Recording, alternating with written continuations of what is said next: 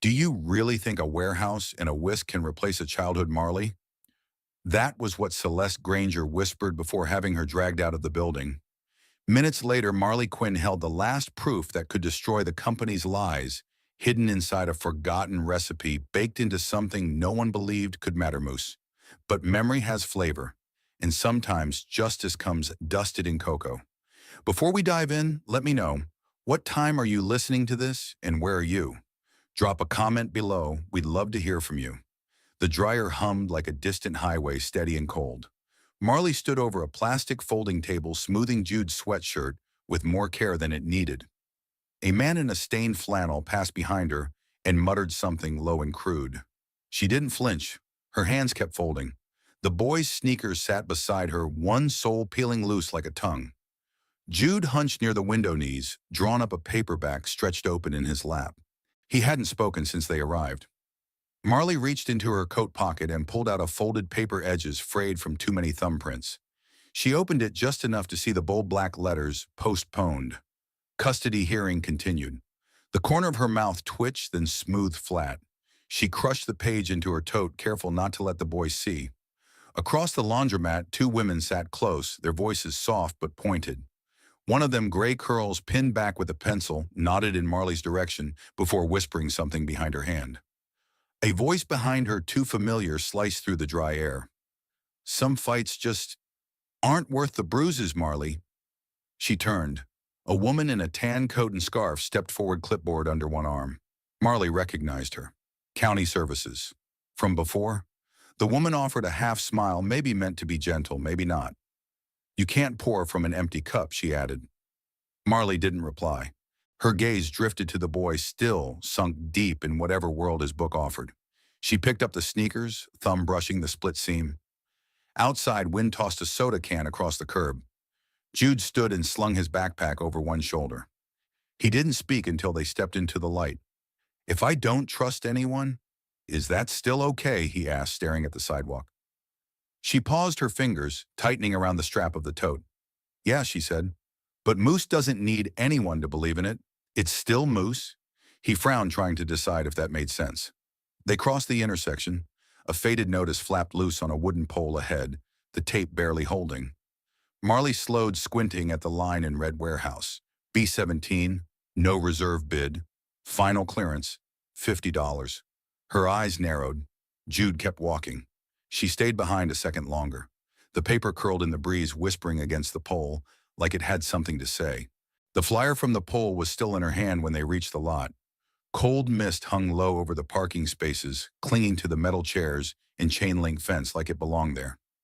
Marley pulled her coat tighter and shifted her weight, the cracked pavement beneath her boots uneven and slick. Jude yawned behind the collar of his hoodie, his backpack slipping down one shoulder while her fingers kept whirring at the folded edge of the paper. The auctioneer's voice rasped through a weathered speaker set on a folding table, the feedback whining between phrases. Next lot, warehouse B-17, no reserve. Starting bid $50. Do I hear 50? Nothing. Just the shuffle of worn soles, the scratch of pens, a cough somewhere behind her. People around them barely looked up, contractors. Part-time flippers, the city's usual scavengers hunting for salvageable scraps. Marley glanced at the clipboard in her hand. Lot B-17 was circled in blue ink. A beat passed. Then she raised her hand. The silence that followed had weight. A man in a puffy jacket leaned to his buddy and muttered, too loud to be private. Hell's she gonna do with a pile of mold and bird crap?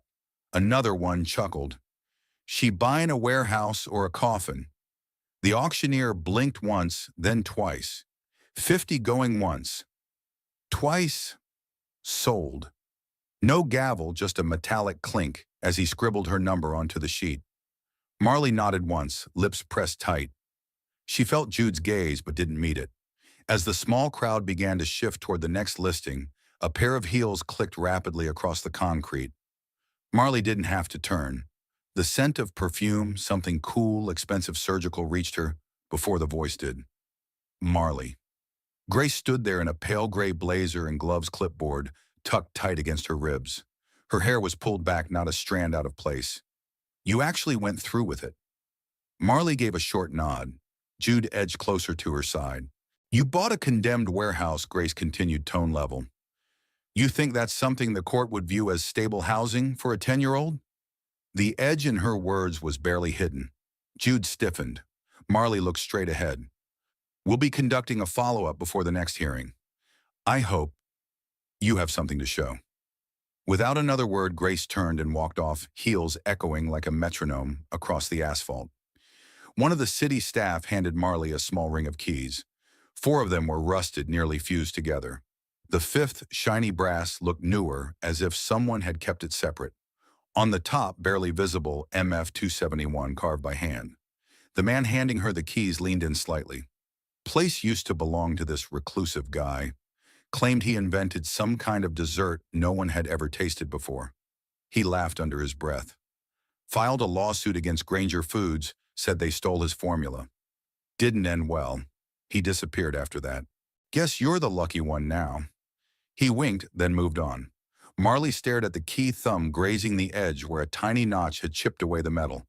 Behind her, Jude whispered, "What's MF stand for?" "I don't know," she murmured, slipping it into her coat. A short silence fell between them until Grace's voice returned, tossed over her shoulder. At the next hearing, Jude will be old enough to speak for himself.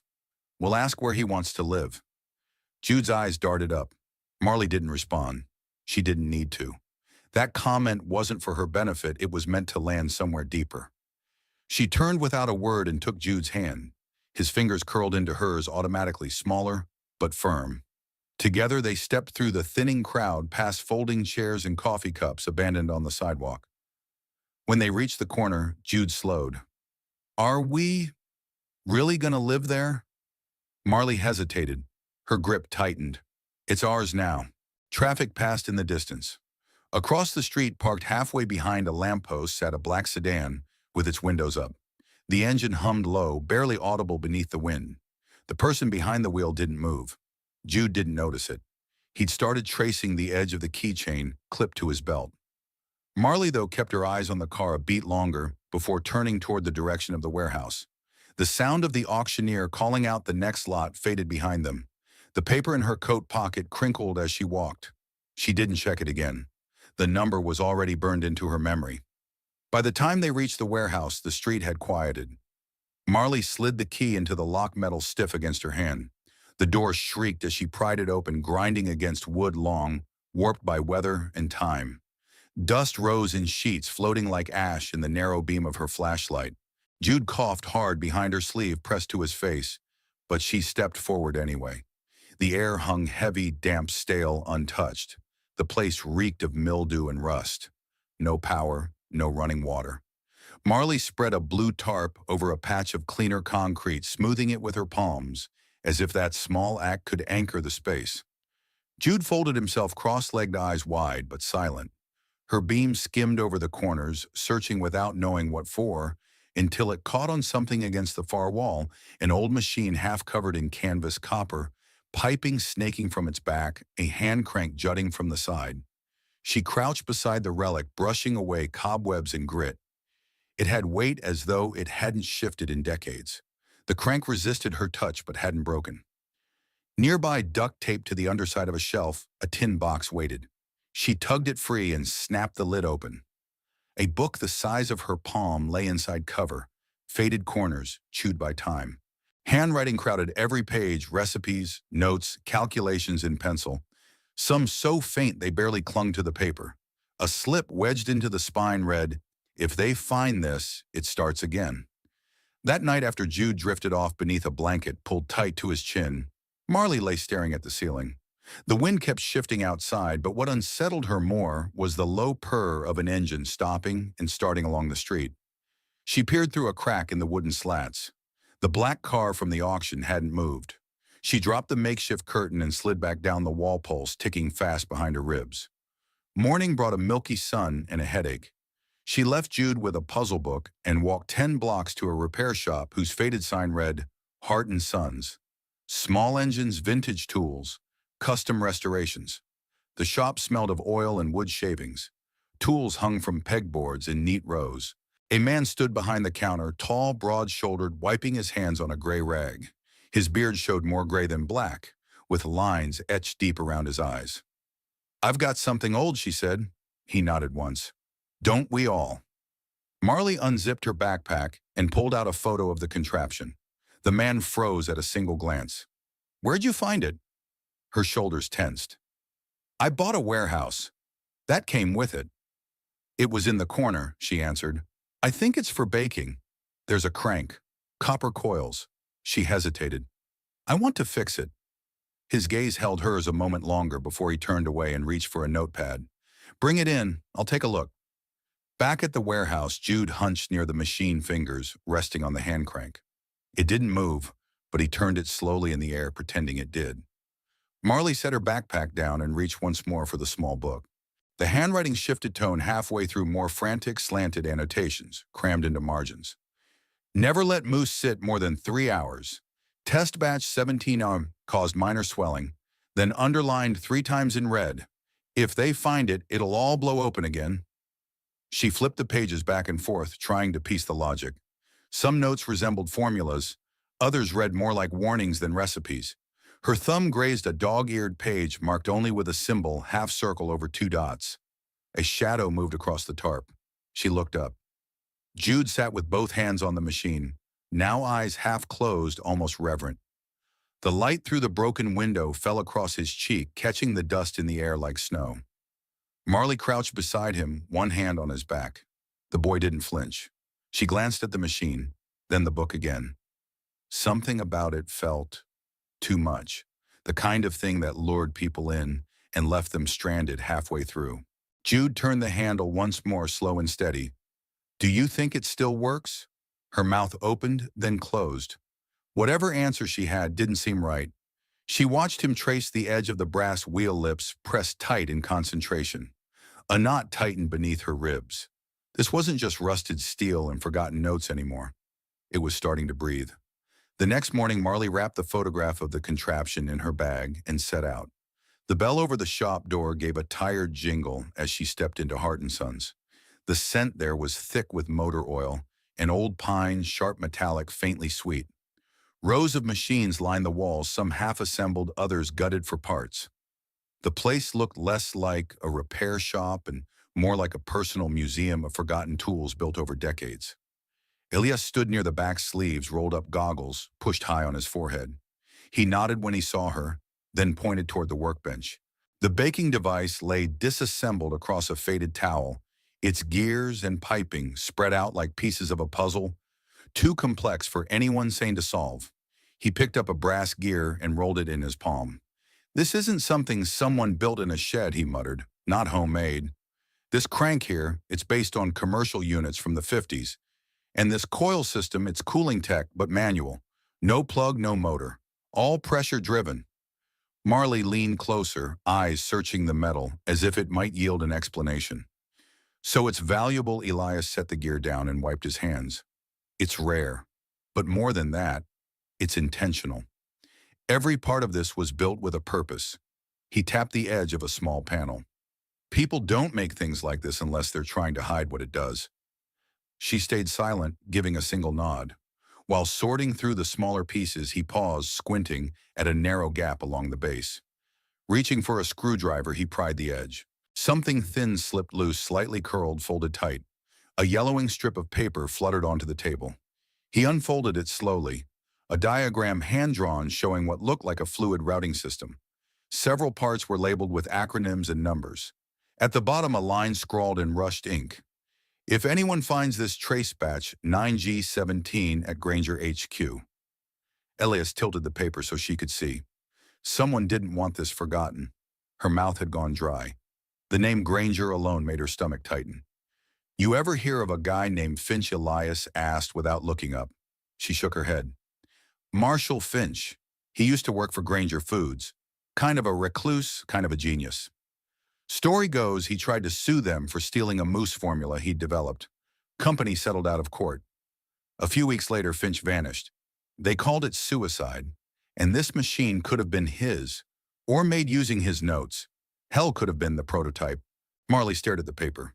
The lines wavered slightly from the tension in her hand. Back at the warehouse, the floor creaked as she crossed the room with a wet rag. Jude sat near the wall drawing on cardboard with a dull pencil. He barely glanced up. She grabbed the small book again, flipping to a page near the center. The handwriting matched the note Elias had found. The same jagged strokes, the same rushed pen. She ran her thumb along the margin where the paper had once been tucked. The words came out low. "I'm not a fighter. I never was." Elias had offered to help fix the machine, but Marley wasn't sure fixing anything made sense anymore. The last time she'd stood in a courtroom, she'd let silence speak for her. Let fear settle the score. "I just want things quiet," she said aloud, though no one was near enough to respond. A knock sounded against the metal door. She stood stiffly and opened it a crack. Grace. The woman's expression was unreadable, clipboard in hand. "Unannounced inspection," she said. Marley stepped aside. Jude looked up, then dropped his pencil. Grace walked a slow circle, inspecting the ceiling, the plumbing that didn't exist, the single working space heater humming in the corner. Her pen scratched across the form. "You'll be getting a notice. Conditions don't meet basic safety standards. We'll recommend alternative housing until this is resolved." Jude stood. "You said I could decide," he said, voice low. Grace turned but didn't answer. Marley watched him step away past the machine toward the back of the warehouse. He didn't look at her. His shoulders hunched as he moved, shrinking into his hoodie. After Grace left, the air felt colder. She walked to the door and pulled it shut. That's when she noticed it. Near the bottom corner, chalk scratched across the metal, faint but deliberate.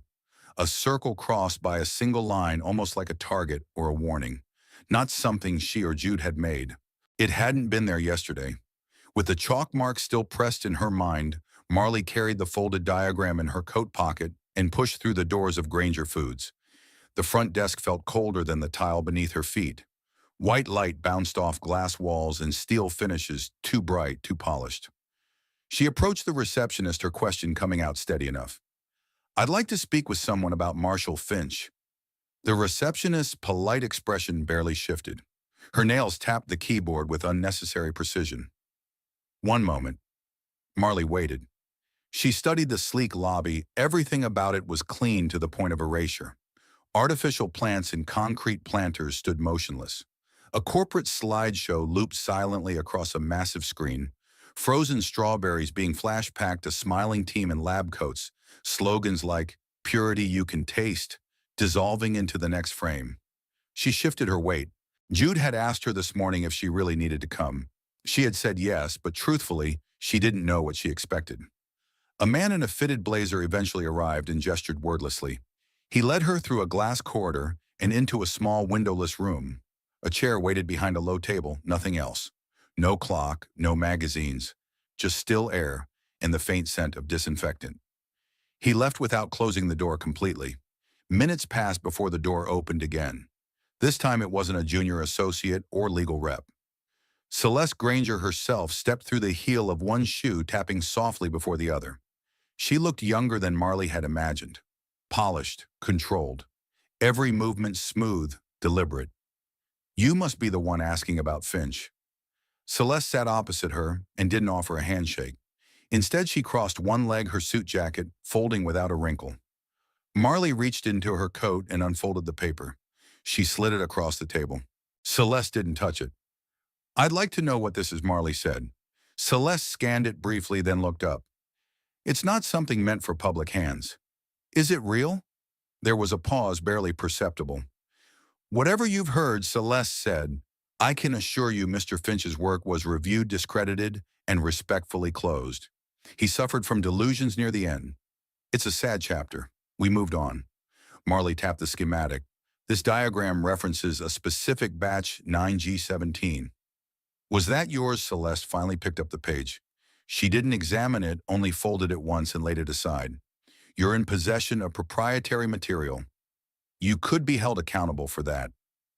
"I didn't steal anything." "That won't be the question if this gets louder." The words slipped out like a gentle threat wrapped in silk. Marley studied her face. The smile was small, calculated. It didn't touch her eyes. "We're very careful with our processes," Celeste went on, "especially when people start chasing ghosts." Before Marley could reply, two security guards appeared at the doorway. Not aggressive, just present, enough to shift the tone of the room. Celeste stood. I suggest you return to your warehouse, and maybe let sleeping things stay that way. The guards walked her out without laying a hand. Marley said nothing on the way to the parking lot.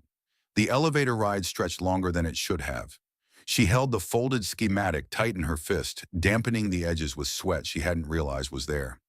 Back at the warehouse, something felt off before she even opened the door. The lock sat crooked, and the bottom edge of the door frame had been scuffed. Someone had tried to force it, then covered their tracks poorly. Jude met her near the entrance. His face was pale. The door was already open when I got home, he said. I didn't go in. Marley pushed it open slowly. Nothing was overturned. No drawers pulled, no shelves ransacked. But the small metal box where she'd kept the recipe book now sat ajar. She reached for the notebook. 2 pages were missing. She flipped rapidly through it. The middle section had been torn out, the spine bent and bruised. Whoever had done it knew what they wanted. The rest of the book felt hollow without those pages. Jude lingered near the wall. His voice came out thin. Do you think they're trying to scare us? She didn't answer. Her hands trembled as she turned to the final page, the one she'd barely glanced at before. Scrawled in the bottom corner, the same jagged handwriting. They added the compound because Moose remembers. And memory is more dangerous than poison. A low hum buzzed from the old light overhead. She sank to the floor, legs folding underneath her. The paper stayed open in her lap. Jude stepped closer, then stopped again, watching her carefully, as if the room itself might shift without warning. The warning stayed with her, through the night, circling louder than sleep. By morning, she was following the only lead she'd heard: whispers that Finch had hidden out in an abandoned church on the edge of town. The building stood alone, flanked by a weed-choked lot and a row of crumbling sheds that once held factory tools, or maybe bodies no one wanted found. Marley parked a block away and walked, coat zipped to the chin boots, brushing through windblown trash. The sanctuary doors had been chained long ago, but a side entrance gave under her shoulder. The air that met her was thick, old incense mildew, and something sweeter buried deep in the wood grain, like dried flowers or forgotten wine. She moved carefully between collapsed pews, dust shaking loose from her coat in soft clouds. A pane of stained glass once an angel had shattered, leaving jagged blue edges that caught the light just enough to mimic a halo long gone. She didn't linger. The rumor hadn't come from anyone reliable, just the kind of voice found in laundromats and pawn shops that Finch used to hide here after he went underground. Maybe truth, maybe not. At the rear stood the confessionals. Though small, the booths remained intact. One door creaked open at her touch hinges, dry and loud in the stillness. She slipped inside, crouched near the wall, and tapped lightly. Hollow. Her fingers traced a seam along the lower panel. A careful pry with a hairpin snapped the false board free. Behind it waited a worn envelope, yellowed and stained in one corner. The photograph within stole her breath. 2 young men stood shoulder to shoulder beside a gleaming version of the same contraption, now half rusted in her warehouse. One bore Finch's recognizable jawline and thoughtful eyes. The other, taller with a sharper posture, was Elias. She flipped the image. Ink had faded, but the words were still legible. September 1999. Hart and Finch. Her stomach tightened. She slipped the photo into her coat and left the booth. That evening, after Jude had drifted into shallow sleep, Marley knocked at the back door of Hart & Sons. Shop lights glowed faint through the frosted glass. Elias appeared in jeans and a grease-streaked flannel brows pulling together when he saw her. She didn't wait. You knew Finch. He blinked once, then stepped aside. The workshop smelled of oil and warm steel. Tools lined the pegboards in perfect order. A half-assembled toaster lay disemboweled on the counter. Marley pulled the photograph from her pocket, unfolded it, and slid it across the table. Elias stared down his hand, hovering above the image, but never touching. We built the prototype together, he finally said. Marshall had vision, Hart, but no brakes. He thought if the truth got out, people would demand change. I told him no one listens unless there's a scandal with teeth. Marley sat without asking, and then he vanished. Elias exhaled slow. I bailed before the lawsuit started. Granger made him sign NDAs, boxed him out of the patents then. I don't know what they did, but I know what they erased. Why didn't you say something sooner? He rubbed his jaw. Because I was scared. Still am. Her voice dropped. They broke into my place, ripped pages from the notebook, Jude's scared to sleep alone. Elias pulled open a drawer and produced a small dusty hard drive wrapped in a cloth napkin. He sent me this the week before he disappeared. Said if anything ever happened to him, it'd explain everything. But I could never crack the encryption. No password, no access. Marley took it heavy and cold in her palm. If I chase this, I could lose custody. Again. If I vanish like him, then your boy sees you vanish again, Elias cut in. Or he watches you fight this time. His words were quiet, but they didn't need volume. Later that night, Marley sat cross-legged on the warehouse floor, the hard drive resting between them. Jude sketched absent shapes on a pad, then tore a page free and handed it over. You think MF271 might be a password? She blinked. What made you think that it's on the key on the wall and in the notebook, Jude said. If I were hiding something, I'd pick something only I would recognize. The numbers held her eyes. A long pause stretched. Jude leaned closer, voice low. I don't think Finch wanted to disappear. I think he wanted someone to finish what he started. Her gaze shifted to the contraption in the corner copper, tubing glinting faintly. The laptop waited beside the drive, its cursor blinking. She typed the letters slowly. The screen flashed, then Finch's notes unfurled recipes, warnings, reminders that Moose was meant to be shared. By dawn, jars cooled on the counter. Now she carried a tray through the alley behind the laundromat, Jude following, with another smaller one. The Moose glimmered under the morning light, chilled from the night air. At the community garden, wildflowers tangled along the fence, and a crooked sign read, Tacoma Roots. Marley set the jars on a splintered picnic table beneath a rusted pergola. Jude lined up lids like game pieces, wiping each glass with deliberate care. The first to taste was a woman in a patched jacket. She sniffed, sampled, and her eyes filled. My God, she whispered. This tastes like before my sister left. That Christmas? Others followed, an old man recalling the steel mill before its closure, a boy with a skateboard, a soldier in fatigues. One by one, memories surfaced with each spoonful. Jude smiled, wide, unguarded, and something broke open in Marley's chest. By sunset, every jar was gone. People lingered, recording on phones, standing close as if unwilling to leave the moment. Back at the warehouse, the evening had cooled. Marley opened her laptop, the cursor blinking, steady. She reached for the drive, then the phone rang. Unknown number. She answered. Clever trick today, a man said, voice calm and clipped. Feeding ghosts to the hungry. You really want people remembering what they were paid to forget, Marley stayed silent. You've had your moment, the voice dropped colder. Walk away while you still have a name. The call cut. Her laptop flickered, powered down, then restarted with a new window, file accessed remotely. 23:46 p.m. She jerked back.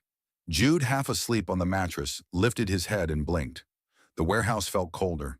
Even without wind, something crept through. Marley unplugged the external drive and snapped the laptop shut, her pulse thudding in her throat. She tiptoed to the window and peeled back the tarp just enough to glimpse the lot. A black car sat beneath the street lamp across the road. Lights off. No movement. The tarp fell back into place, tight across the pane. When she turned, Jude was sitting up. He didn't speak, only watched. She offered no explanation, only crossed the room and slid beside him on the mattress, wrapping an arm around his shoulders. His voice came out small against the silence. Do we still make more moose tomorrow? Marley gave a single nod, though her gaze lingered on the corner, where the laptop hummed faintly in the dark. Morning arrived heavy, bringing no rest. By midday, Marley sat stiffly on the metal chair outside the counselor's office. Hands clenched in her lap thumb, rubbing tight circles over her wrist. The school reeked of floor polish and nervous sweat. Across the room, the bulletin board fluttered with flyers, dance club sign-ups, flu-shot reminders, and a torn poster for Family Unity Week. The door creaked open. Ms. Langston, thin as chalk and always speaking barely above a whisper, motioned for Marley to enter. Jude slumped in the corner, arms crossed, a bruise rising along his temple. He threw the first punch, Langston murmured after the other student made a comment about your situation. Marley's stomach twisted. Witnesses said Jude's voice had cracked when he shouted it right there in the hallway in front of lockers and lunchboxes and laughter. My mom's not trash. She's not some leftover you throw out. Langston folded her hands. Jude's clearly under strain. We're only suggesting he spend a few days with his father. It might give everyone some breathing space. Breath would not come. Marley stared through the office window out toward the playground, where the wind caught the swing chains and made them creak like old bones. Jude refused to meet her gaze on the way out. He walked 3 steps ahead to the car, hands buried in the pockets of his hoodie. By the time she reached for the handle, he had already clicked the lock down. Back at the warehouse, he withdrew to the corner without a word. Marley sat at the table, laptop open but untouched. The cursor blinked, steady, uncaring. Grace's voice echoed in her mind again. Not accusing, just tired, edged with cold intention. Sometimes letting go is the kindest thing you can do for a child. She pressed her palms to her face, dragged them downward, then reached for the thumb drive Elias had left that morning. It slid into the port with a soft click. A file appeared, audio only, scratched and uneven. Through static, Finch's voice muttered low. They'll burn every record before they let the formula surface. Because Moose doesn't decay the way memory should. They're afraid it'll remind people of what they've buried. The recording glitched, then ended in a dull hiss. She closed the lid. That night, the video from the community garden spread everywhere. Someone had edited it with dramatic piano music and bold white text. The Moose mystery band flavor returns. The comments section grew cruel within minutes. Then came the press release from Granger Foods: unauthorized food distribution by an unlicensed individual. Public safety risk under investigation. Her name appeared only in the final line. Marley Quinn has a history of instability and prior custody concerns. She drew the curtains, locked the door, left. Dishes piled in the sink. Her chest felt full of ash. The weight of being looked at again, this time by strangers behind glowing screens, curled her body inward like paper on fire. She didn't speak. Didn't text Elias back. Didn't check the messages blinking on her phone. The world pressed in from every side. At some point the night passed. Light shifted. She stood in the warehouse corner, sweeping. Bristles dragged over dusk glass and dried leaves that had slipped through the cracks. Her arms moved without urgency. From behind a stack of old pallets, Jude crouched and pulled something free. It was wrapped in torn cloth and sealed in plastic, marked with black Sharpie Finch. Back up 2. He turned, holding it out. It was stuffed behind the breaker box, he said. I think maybe he left it for you. Her hands trembled slightly as she took it, the label still faintly legible beneath a layer of grime. A soft knock rattled the warehouse door. Both their heads snapped up. Neither moved. The knock came again. Jude's fingers slipped into hers tighter than usual. She took a step forward. By the next day, whatever answers the knock might have carried were buried beneath something larger, the summons she could no longer avoid. The municipal building loomed like a cement iceberg, its gray facade untouched by sun or sentiment. Marley adjusted the collar of her coat, fingers trembling slightly as she pressed through the double doors. The interior smelled like old varnish, and coffee burned too long. Signs with block lettering guided her to the hearing room: public inquiry, unlicensed food operations. Fluorescent lights flickered above rows of metal chairs. The room buzzed with side murmurs and the occasional cough. Jude sat beside her, legs swinging, silent but watchful. His sneakers barely brushed the linoleum floor. At the front, a long table held 5 city officials each, with stacks of paper and plastic water bottles. Nameplates gleamed under the harsh lighting. Her name was listed 4th on the docket. A clerk announced it, monotone. Marley Quinn, cited for violation of municipal code 7.14, unauthorized food distribution without permit. She stepped forward. A ripple moved through the crowd. Cell phones tilted upward. Someone whispered, "That's her." The microphone whined as she sat. From the side aisle, a pair of heels clicked confidently across the floor. Celeste Granger entered, wearing navy silk, flanked by 2 lawyers and a man with a DSLR camera slung over his shoulder. The room shifted like gravity, tipping. Celeste didn't sit. She stood beside the officials and gave Marley a brief painted smile. "You're here," she said softly, as if commenting on weather. One of the council members gestured for remarks. Celeste clasped her hands. "We at Granger Foods are not here to demonize individuals, but when public safety is threatened by rogue actors, well, we have a duty to respond." She turned to Marley, her tone turning syrupy. "Are you baking or leading some flavor-based rebellion?" A few chuckles escaped from the back row. Jude's shoulders rose toward his ears. Marley didn't answer. Celeste's eyes narrowed. The Moose formula, as it exists now, complies with all food safety guidelines. If someone believes otherwise, the burden of proof lies on them. A vibration buzzed from Marley's coat pocket. She pulled the phone up beneath the desk and saw one message. Elias H., check this, now. A link, no subject. She tapped it. The video buffered screen grainy at first. Finch appeared in a dim room leaning close to the camera. His voice came low urgent. If you're watching this, I didn't disappear. I was erased. He held up a stack of papers with timestamps and lab notes. Celeste Granger ordered the reformulation, removed stabilizers, replaced them with compound, 17C. No FDA clearance, cheap, aggressive, addictive in tests. He looked over his shoulder, then leaned closer. She said memory was dangerous, that people didn't need to remember what food used to be. The footage jumped, then froze on his face. Marley's thumb hovered over the play bar. She could project this. Right now. The entire room would hear it. But her hand lowered. She locked the screen, tucked it back into her coat. Her pulse thundered, but her breathing slowed. When the officials turned to her for a final response, she simply said, I make mousse because it reminds people they're still human. And that was all. As she left, a small boy, maybe 7, tugged her sleeve and handed her a flyer. The corners were bent, the print slightly smudged. It read, good people don't need to prove. They need to stand. She looked down to thank him, but he was already vanishing into the crowd. The words lingered long after the crowd had thinned. By nightfall, she was back in the warehouse, positioning the camera. The first click cut the silence like a match struck in a cave. Marley steadied it on a stack of milk crates, angled toward the makeshift counter, and pressed record. A red light pulsed.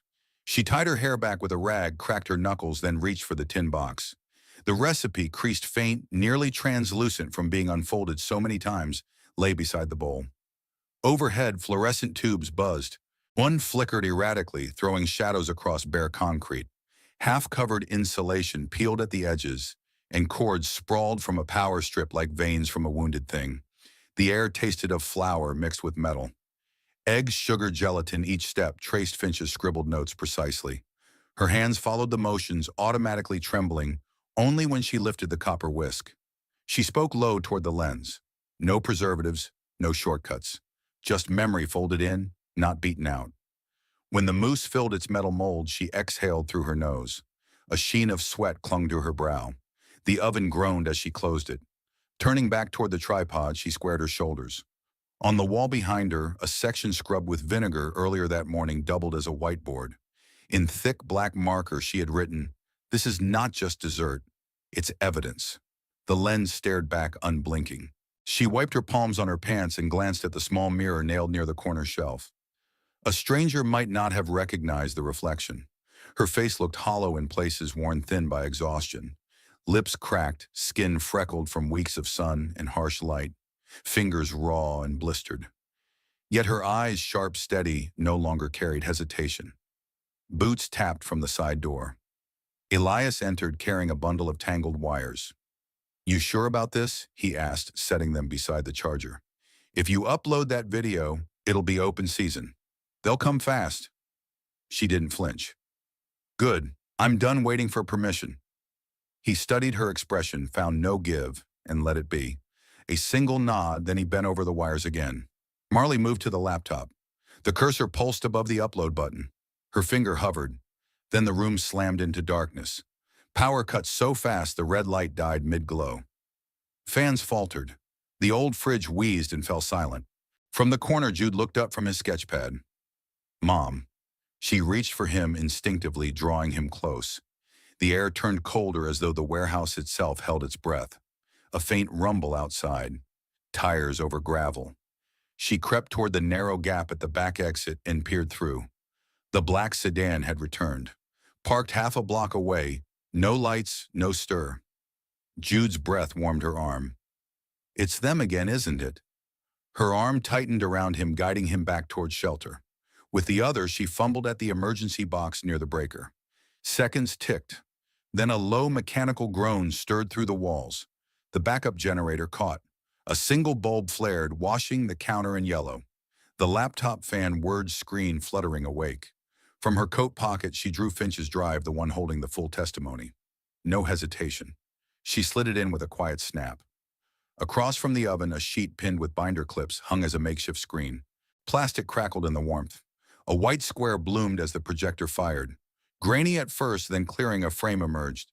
Finch sat at a desk. Eyeglasses' crooked sleeves rolled. His voice cracked as he began the sound, faint yet unmistakable. Marley didn't blink.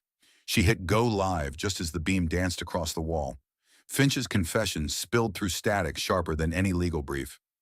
Light shifted over Jude's face, catching his eyes bright, hopeful then startled. Chat windows erupted. One viewer typed, "Proof this is doctored." Another wrote, "If this is true, thank you for risking everything." A third called her a liar. The contrast stung more than she had braced for. Then came Celeste's response. An official release from Granger Foods buzzed her phone naming Marley Quinn as unstable, citing hospital records after her divorce and noting severe depressive episodes. News outlets echoed the lines "unlicensed food distribution." Consumer Safety questioned each headline, clipped with files pulled from court archives. Jude stood still near the projector's base. He clutched a mug of lukewarm tea that trembled with his hand. I thought you were strong, Mom," he said, voice cracking in the echoing room. Marley held her ground. Her skin prickled under the scorching weight of scrutiny. She swallowed, glancing at her reflection in a cracked window pane across the space. Her hair was unkempt knots forming at the nape. Hands bore cuts and flour residue, but her eyes, steady, fierce, refused to falter. "No," she replied quietly. "But I'm real." Camera lights flashed from phones. Shadows of people gathered, phones aloft, watching, recording, judging. Outside, distant sirens floated into the open warehouse door. Someone in the crowd muttered, "She can't hide behind silence anymore." Marley shifted her gaze back to the screen. Finch leaned forward in the video, his features etched in low light. He accused Celeste of ordering the formula to be altered, removing stabilizers, adding compound 17C without FDA approval. He said Granger Foods sacrificed safety for profit. He warned the world moose memory, both dangerous in different ways. A comment appeared, "Real taste, real truth." Another, "This woman deserves more than sympathy." But the negativity loomed, accusations of fraud, of spectacle. Suddenly, a notification popped up. "This video has been reported for policy violations." Before she could react, the live feed cut off. The projector's light blinked out, leaving only hushed breaths in the murky space. Jude's shoulders collapsed. Tears trailed down his cheeks as he dropped the mug. It shattered, ceramic shards on concrete tea, darkening cracks in the floor. Silence swallowed the sound. A handful of people stepped forward, murmuring. Some tried linking arms with Marley. Others just watched, expression hollow. She knelt and swept up the broken pieces, dust coating her knees, the taste of defeat bitter in her mouth. Her throat burned, words lodged between truth and fear. "Mom." She looked up. His eyes were red, hands trembling at his sides. "You were strong," he repeated, quieter now. Marley took his hand. Heat surged through her fingers, even though she felt numb. Lights overhead flickered jolt by jolt. Someone shouted about evidence being removed. A phone glowed in the dark, displaying hashtags, screenshots, angry tweets. Marley saw Celeste's face smirk on a news segment, a press clip flashing across screens. Granger Foods responds to allegations, claims unverified. Distant flashes of cameras followed her as she stepped back, letting the projector's silent glow retreat. Jude back behind her. The crowd parted. Some fists clenched, some whispered apologies. The hard drive she carried felt heavy against her side. Whatever hope she lit with Finch's confession had been dimmed by these blows. The world didn't pause for apologies. She sank against a pallet stack. Her breathing hitched. Dust motes glimmered through the black gaps in the siding. The only illumination came from phones, their screens casting cold blue circles on concrete and brick. A voice from the crowd called out, "Where do you go when they erase your truth?" But it dissolved in echoes before Marley could answer. Video platforms notified her content removed due to community guidelines. The link vanished. Notifications cascaded. This piece of evidence no longer exists. Jude knelt beside her, pressing his face to her side. She felt the tremor in his body, the betrayal. She wanted to tell him she was sorry for hiding the hospital stays the nights she couldn't shake silence. But words wouldn't steady him tonight. She stood, heart pounding, palms slick with sweat and grief. The projector screen blank, the beam extinguished. People's faces blurred in darkness. Every phone light flickered like stars snuffed out one by one. Marley clutched the hard drive, pressed it against her chest, the label nearly worn off. Memory of Finch's voice still echoed in her mind. She stepped forward, leaving Jude's side. A single spotlight from a phone illuminated her path. She raised her chin, swallowed hard. The warehouse door bolt rattled. Someone pushed it, and then the door swung open. Whatever she had braced for beyond that frame, the days that followed gave no answers, only more shadows. Marley now stood before a locked storefront chest, heavy with unease. The sign that once read Heart and Sons, Repairs with Soul, was gone, leaving a pale rectangle on weathered siding. She tried the handle. Nothing. The place was hollow, stripped of machinery and memory. Where wrenches had hung, now gaped only hooks. Where oil once stained the floor, bare concrete glared up like an accusation. A folded newspaper lay crumpled in the doorway. The front page story, yellowed by sun, declared former Granger engineer linked to patent scandal. Beneath the bold headline, a photo of Elias, clean-shaven, years younger, stood beside none other than Celeste Granger. The caption dated back to 2002. Jude shifted behind her backpack, slipping on one shoulder. Was he lying the whole time? His voice came thinner than usual. Marley didn't answer. Couldn't. Something in her chest folded inward like paper soaked too long. That small warmth she'd let back and gone. She turned from the door and didn't look back. By late afternoon, they had returned to the warehouse. The space felt unfamiliar again, colder, withdrawn. She moved around the kitchen area without thought, wiping clean a counter already spotless. Jude sat at the edge of the cot, flipping through a recipe card without reading. She opened the laptop. Headlines bloomed across the screen like bruises. Granger's Grand Moose Festival, Triumph's Food, Rebel Marley, Quinn Faces, Health Code Inquiry, Community turns sweet on safety, rejects rogue recipes. Her name had become a symbol, and not the one she had hoped for. The comments cut deeper. If she really cared, she'd stop. What's next? Homemade vaccines. Mothers like that shouldn't raise kids. She closed the screen. No dinner that night. Jude didn't ask. He only sat still, eyes flicking toward the metal tin on the shelf, the one from Finch, the one Elias had claimed held nothing. Her gaze followed his. Slowly, deliberately, she pulled it down. The lid resisted. A trace of old lavender drifted out, tinged with rust. Beneath recipe cards and one brittle photo of Finch smiling, something slid a false bottom. She froze, then lifted it. Pressed flat in wax paper lay a sealed envelope. Handwriting scrawled across the front. Private, for MQ only. She lowered herself into a chair, legs suddenly weak. Fingers hovered over the fold. Jude leaned close. MQ. That's you, isn't it? No reply. She simply opened it. A notarized transfer of intellectual property lay within. Signed by Marshall Finch. The recipient, Marley Quinn. Sound seemed to drain from the room. The fluorescent light above flickered once, then held steady. Marley exhaled. Her name was on a legal document older than her son. Footsteps broke the quiet. Not in the room, but in her own head. Memory raced back to every conversation with Elias, every sideways glance. She thought of his hesitations, his vague timelines, the stories he didn't tell. Jude asked again, softer this time. Does that mean it's yours now? The moose. The machine. Marley stared at the paper. It means it was never hers to begin with, she muttered. From somewhere beyond the warehouse walls, laughter echoed faintly, part of Granger's festival downtown. She imagined booths with banners, kids running past moose mascots, and executives toasting tiny plastic cups of cream and lies. She walked back to the kitchen, envelope still in hand. The air felt tighter now, like even the building had stopped breathing. Jude knelt near the supply box, pretending to organize jars. Do you still trust anybody? He asked. I don't know, Marley whispered almost to herself. The silence that followed wasn't empty. It was full of everything they couldn't say. As she reached to slide the envelope behind the spice tins, her hand brushed the tin's interior. Something clicked. A second compartment. She hadn't seen it before. It had no latch, just pressure fit. With a twist, it came loose, revealing a small flash drive. No label, just a handwritten sticker back up. Finch Vare. Jude's eyes widened. Was that always there? I don't think so, Marley murmured, stunned. The door creaked faintly from a gust outside. She tucked the drive into her jeans pocket, heart pounding harder than it should. A fresh storm rolled in, thickening the sky beyond the broken window. She set the tin down. It felt heavier than it ever had before.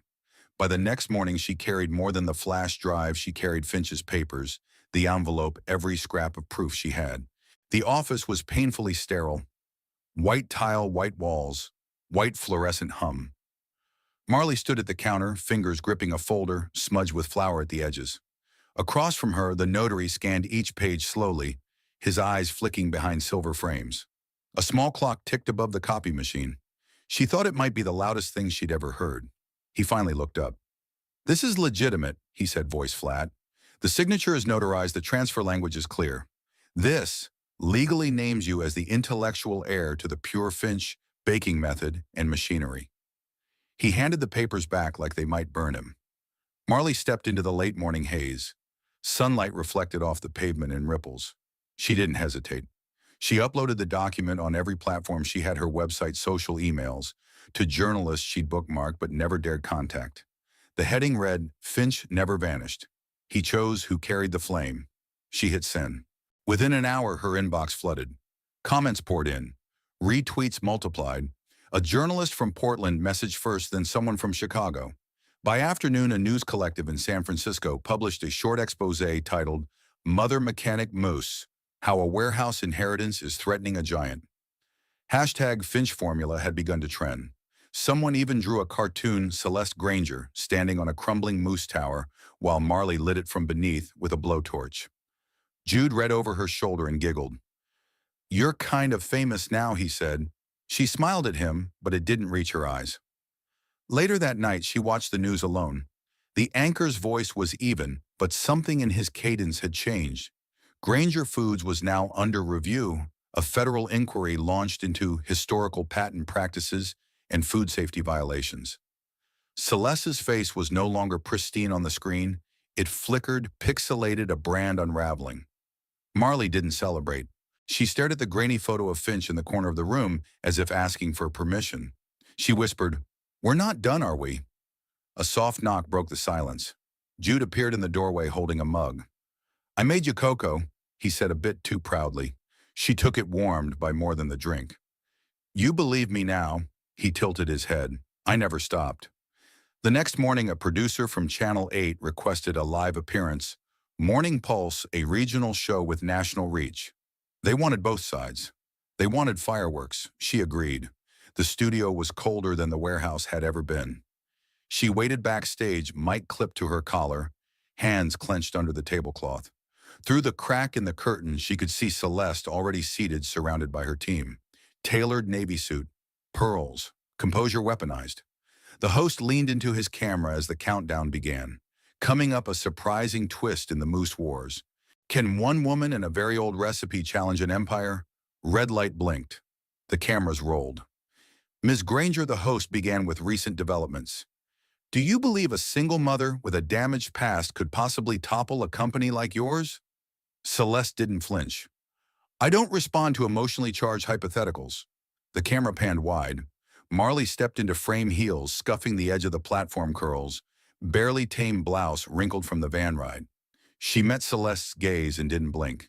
The host smiled a little too sharp. "And here she is now." As the segment shifted, Marley said nothing at first. She simply opened her folder, spread the notarized document across the desk, and pushed it forward with deliberate calm.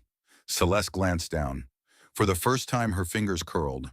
The host cleared his throat. "Would you like to respond, Ms. Granger?"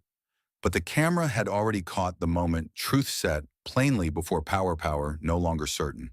Days later, that same folder was still in her hands as the council chamber doors gave a soft echo. She stepped through, clutching it tight under her arm. Rain pounded the tall windows, streaks of water distorting faces beyond the glass. She breathed in damp wood and polished metal, steadying herself. At the head of the dais, the presiding chairwoman arranged her papers, microphones, and water glass with practiced precision. She cleared her throat, signaling Marley's turn. Jude stood at her side, silent, clutching her hand like the only anchor left. Marley raised her voice, letting the room still. "I am not here to resurrect someone else's past. I want my son to eat moose that doesn't taste like betrayal. Murmurs rippled. Phones lifted. People leaned forward. Celeste waited near the back posture, rigid expression carved from confidence. Her attorney scribbled notes without glancing up. Marley placed the folder on the table and slid 3 packets forward. First, the legal transfer of Pure Finch rights to her. Second, Finch's unedited recording.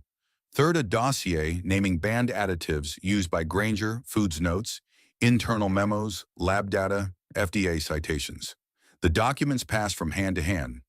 Someone gasped. One board member frowned at the FDA list, flipping pages. Another leaned over to whisper behind his palm. Marley held her ground chin, lifted eyes steady. Celeste's mask wavered muscles, flattening a flicker of worry breaking through.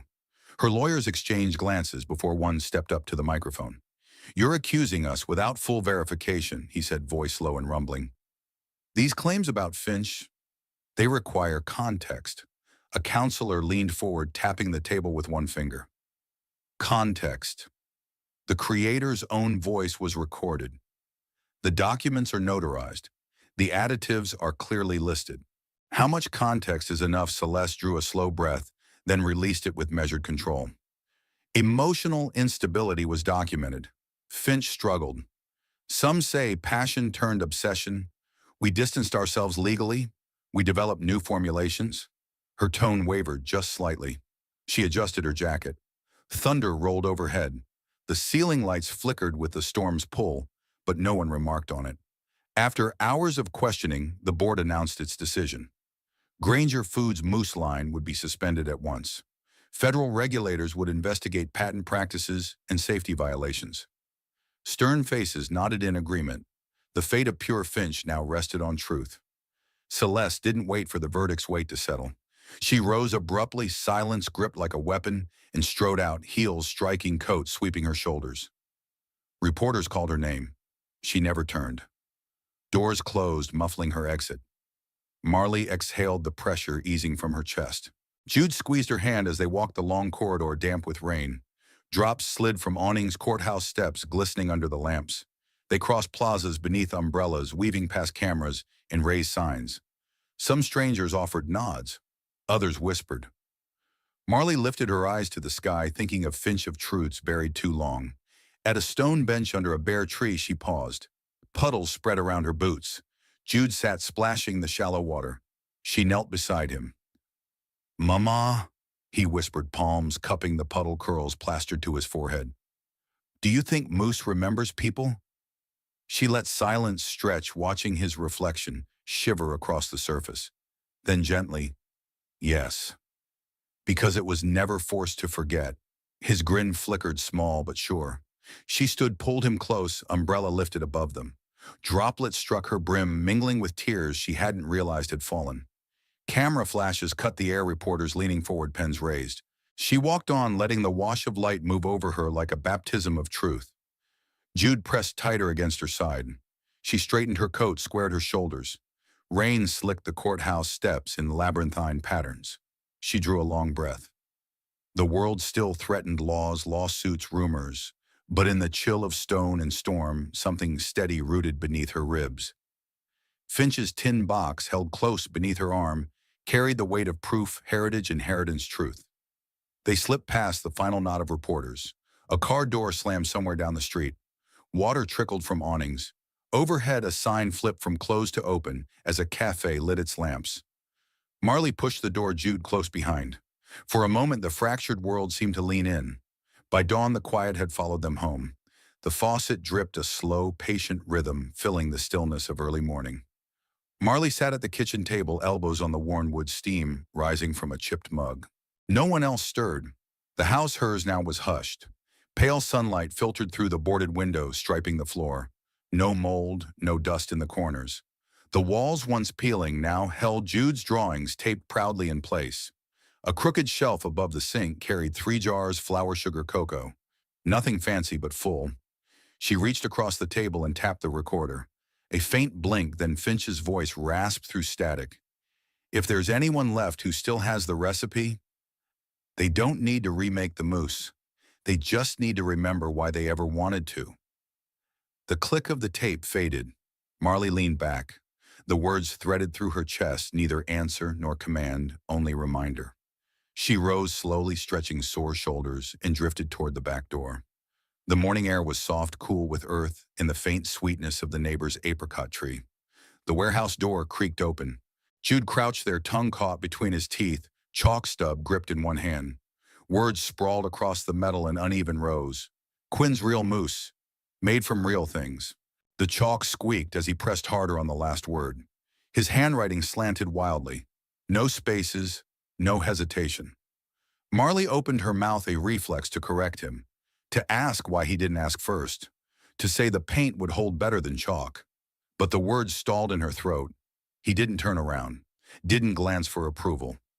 She leaned against the doorframe, arms crossed, watching him underline real things.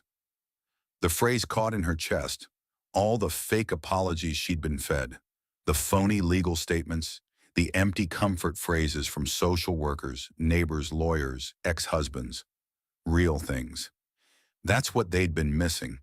She let out a breath that sounded like a laugh, though nothing was funny. Just strange, maybe. Strange to stand in the light and not brace for impact. Jude finally noticed her. His eyes searched hers, waiting for the scolding. She tilted her head slightly and shrugged. I guess the name's taken now. He grinned, relief spreading over his face. His shirt had cocoa smudges on it, one shoelace untied. Still, something in the way he stood, feet planted, chin up, made him look older than 10. Marley stepped closer, crouched beside him and brushed a fingertip along the chalk line. Spell check, might not love it, she murmured. Too late. He wiped his hands on his jeans. Sunlight struck the window pane behind them, a quick glint across the glass. Somewhere deeper in the house, the faucet finally stopped its patient drip. She turned back toward the room, saw the scuffed counter, the patched ceiling, the crooked tiles she and Jude had once tried to level with a hammer and hope. It wasn't much. Yet her eyes no longer sought the flaws first. Now she noticed the shelf that had held steady for weeks, the drawers that slid open without catching. In the glass, her reflection hovered, faint hair-tangled eyes rimmed with sleeplessness. But sharper, clearer. I'm not failing him, she whispered. Not to Jude, not even to the air. Just enough for herself to hear. That ache she'd carried like a second spine curving every choice, every step had dulled. Not gone, but no longer master of her days. The shame, the thought that looped endlessly, I'm not enough, had sunk to the background. Fear remained, yes, but she wasn't running. From the stove, the kettle let out a low whistle, steam curling upward, like a fresh idea taking shape. Marley rose, dusting chalk from her palms, eyes returning to the words scrawled across the door. You really think it needs the real part? Jude looked up at her, squinting in the light. Yeah, people lie a lot. So, real stuff should say it's real. She smiled, almost wincing at how true it was. Good point. He picked up the chalk again, adding a small underline beneath Quinn's. They lingered there, him redrawing the cue to make it look cooler, her letting the silence stretch. Not empty, not tense. Just quiet like a breath, finally let go. Marley didn't know what would follow. Lawsuits might still be waiting. Granger wouldn't fold without clawing back. But none of that mattered in this moment. There would be time to prepare, time to face the storm. Right now, the sun hit the corner of the door just right, and her son believed in something with both hands. She let the light rest there a little longer, until footsteps outside reminded her the world hadn't paused. By the week's end, that same quiet strength carried her into the hearing. The courtroom wasn't grand. It smelled of old paper and industrial cleaner, and the chairs squeaked whenever someone shifted. Fluorescent lights hummed overhead, flat and indifferent. Marley sat on the left back, straight palms steady on her thighs. To her right, Jude scribbled in a worn notebook, glancing up every few minutes as if he could read something in her posture. 3 administrative judges entered without ceremony. No jury.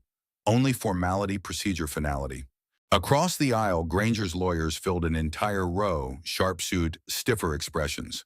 Celeste herself was absent. In her place stood a silver-haired attorney voice, like wet gravel face without apology. He didn't smile once. Marley had expected more of a fight. But after weeks of headlines, backlash, video leaks, signed transfers, and public records, little remained to contest. The harm hadn't come from her, but from the truth. And this room wasn't a battlefield anymore. It was a reckoning. Her advocate, a young woman from the public clinic, rose with steady confidence and submitted the compiled evidence. The judges flipped through page after page, certification of Finch's original formula annotated in his dated chemical notes. A notarized transfer of intellectual property, signed and verified. Independent lab reports outlining the long-term risks of the synthetic additive Granger had introduced. No one disputed a word. On Granger's side, an assistant bent to whisper to a colleague. Their lead counsel remained still waiting his turn. When it came, he offered nothing beyond his client had no comment and would comply with the board's decision. The deliberation lasted barely 20 minutes. When the panel returned, their tone stayed neutral, but the weight of it settled heavy. The verdict, Marley Quinn, was the rightful holder of the Pure Finch trademark, the formula and its legacy. Granger Foods would be fined, ordered to halt moose production at once, strip all prior ads claiming memory-safe innovation, and fund public campaigns on labeling transparency. The room didn't erupt. No applause. Only the gavel's tap and the rustle of coats being gathered. For a moment, Marley stayed still, fingers gripping the chair, as if bracing for a delayed shock. Joy never came, only a hollow quiet. She rose slowly, cast one glance across the chamber, then turned without speaking. Beyond the main doors, flashes sparked behind frosted glass. Reporters clustered, microphones poised, questions sharpened. She chose the side hall instead, palm brushing the wall as she walked. Jude trailed her silent until the cool air met them. "Did we win?" he asked. She kept moving a beat longer before answering softly, "I think we finished something." He didn't push. His hand slid into hers. On the courthouse lawn, a damp bench waited. She sat coat, soaking the moisture, while a pigeon pecked at a muffin wrapper nearby. For a while, she watched it in silence. A van engine rumbled behind them. "Do you think she'll go to jail?" Jude asked at last. Marley exhaled. "That's not up to me." He traced the seam of the bench. "People still believe her. Some do, some always will." Her voice stayed steady, free of bitterness. "I don't get it. Even when you show the truth, they don't always care." She paused. "That's the thing about truth. It doesn't shout. It waits solid, patient. And the ones who need it most, they'll find it." Jude leaned against her. She wrapped an arm around his shoulders. Across the street, a businessman paused to scan his phone. The words "Granger Recall" flashed briefly before the screen dimmed. The world hadn't changed overnight, but something had shifted, a small realignment. Enough. She closed her eyes, let the wind brush her face. No cheers, no parade, just the scent of wet pavement and budding trees. "Can we get fries?" Jude tugged her sleeve. Marley looked down, then laughed softly. Yeah, we can get fries." Together they rose and walked into a city still undecided about them. It didn't matter. They had done what they came to do, fully, quietly.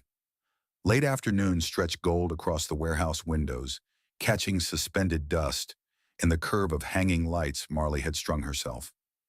The air no longer smelled of rust, only butter and sugar mingled with faint laughter drifting in. She wiped her hands on her apron and stepped through the half-open door dividing the kitchen from the new front space. Sunlight streamed through wide, clear panes. Once cracked and boarded, now they framed a small crowd. Neighbors' children, two elderly women sipping tea by a crate, turned into a table. Jude stood behind the counter they had built from an old workbench, apron, bright sleeves rolled flour-dusted across the front. Pride tugged at his face. A girl barely taller than the counter rose on her toes. "Can I have another moose?" Jude studied her seriously. "If you like it, you have to know. Moose doesn't keep past today, but the feeling it leaves, that sticks." The girl blinked, then grinned, cradling her paper cup like treasure as she skipped off. Marley laughed under her breath and approached with a fresh tray. "We might need a warning sign for poetic side effects," she teased, setting it down. He smirked. "I learned from the best." On the wall between two repurposed bookshelves hung a framed black and white photo, Marshall Finch, young eyes, intense sleeves rolled just like Jude's. Beneath it, pinned neatly, was a slip of yellowed paper in fading ink. No one can erase a recipe if someone remembers the taste. Customers rarely asked about it. Some paused, glanced, then moved on. Others lingered as if searching for something unnamed. Wind rattled the string lights gently. Children chalked hopscotch squares on the pavement. A potted plant had been set on the front step. A man from next door fastened the last section of bulbs between rafters and a street lamp. At the far corner, Elias stood with hands in his coat pockets. He didn't approach, didn't wave. But when Marley caught his gaze, he nodded once, a quiet, precise gesture. She returned it. No apologies passed. None needed. She sank onto the bench near the counter beside Jude, who was already scribbling menu ideas into a notebook labeled Quinn's Real Moose Crookedly Taped. She leaned over. "You spelled raspberry wrong." He grinned, shrugged. Creative license. They sat like that, elbow to elbow. Her hands were dry flour caught beneath her nails. There were Bill's waiting machines that still hiccuped mid-churn and a pipe that leaked whenever it rained. But her mind was elsewhere. Her gaze drifted to the old moose machine tucked in the corner under soft amber light. Still patched, still noisy at startup, but working. It had never stopped. Through silence, sabotage, doubt, it had endured. Jude tapped her arm, whispered, "Want to try this one?" "It's not perfect." She took the spoon he offered and tasted. There it was again, not just flavor. Something deeper, like memory, like courage spun into sugar. "It's real," she said. The sky shifted toward dusk, light softening on the windows. A voice called goodbye at the door. Another neighbor waved. There was no announcement, no final chord, no standing ovation, just a slice of moose between two people who no longer needed proof that they had done something extraordinary. She smiled at Jude and nudged his shoulder. "Let's make another batch." Marley never set out to change the world. She only wanted a safe place for her son and a taste of something honest. But by refusing to stay silent, she reminded us even the smallest acts of truth stirred with care can outlast the loudest lies. If this story stirred something in you, don't forget to subscribe and follow us for more emotional journeys just like this one.